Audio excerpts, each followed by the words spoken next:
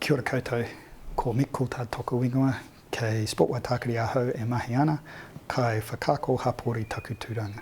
Welcome to the Leaders Chat Wrap. I'm not singing, I'm not dancing, I'm just providing you with the themes, topics, conversations that we had at our West Auckland Club Leaders Chat on Tuesday night. So the main theme was around members, member retention, which led us to the three main topics that came up in the conversations, I guess, were seasonality, members holding off registrations and bits and pieces, especially in those summer codes, and safe communities. So from the seasonality perspective, it was around, hey, we've got some events that we really want. Well, it's not that we had some events, because most of the codes have now cancelled their season through obviously the extension of the lockdown.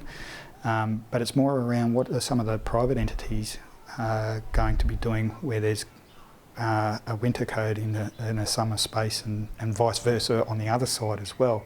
So there were some conversations around that where, hey, as a club we're taking guidance from the government, however you get these private entities that can essentially do what they like, which sort of throws a spanner into the works around the conversations of seasonality, which means you need to bring a lot of organisations together. And we've got a great case study down in Canterbury where they've done this through the last lockdown, and I'm very mindful that the conversations are being had at a higher level within Auckland. Now the Auckland landscape is very complex, as mentioned, and so that's just another complexity in terms of the private entities as well. So there were some conversations around that, and it's about, if our season is here, so how does that mean we offer, whether it's offering our sport differently or adjusting to that season? And you know, I'll always make the comment, if our code is providing this competition here, it might not fit all of our members. So if a big chunk of our members are going to go into that, what can we do locally for the other members that are missing out because that doesn't meet their needs? And so thinking a little bit differently in that offering. Members holding off, it's just nature. While there's a little bit of uncertainty, I'm not sure what's going on. Well, yes, people are going to be holding off until the green button's been pressed or the thumbs up have been given or whatever it might be. However, what are we doing as club leaders to engage our communities and ensure that when they come back, the environment that we provide is going to be a safe one and a healthy one? So I guess that was probably the key thing out of that conversation is, yes, they're going to hold off, but what engagement are you doing within your communities? And it's very mindful everyone is engaging because of the conversations that we had.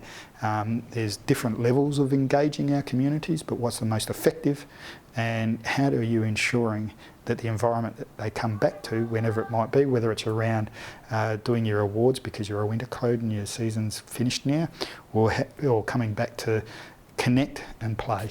Well, both of those environments are about connecting, isn't it, in the experience. The last one is safe communities. Well, we've just talked a little bit about that, and the conversation went around, you know, this with the Delta variant is and how transmissible it is there's concerns from coaches in the younger age groups and vaccinations and things like that, and having those conversations again. We can only recommend taking guidance from the government and the health professionals about a best course of action in those spaces.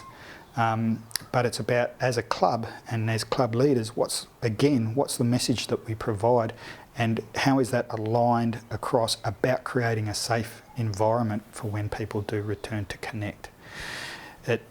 Again, everyone's going to want to, there's three basic needs, and one of those is relatedness and connectedness and belonging, and so people will want to come back to a club, but it's just being assured that it's going to be safe when they do. I guess out of all of that, if there's one thing that's certain, is that there's uncertainty. There's always going to be uncertainty, especially through lockdown until we're given the green light by the government and the health professionals around the wider environment or community is a safe place to come back into.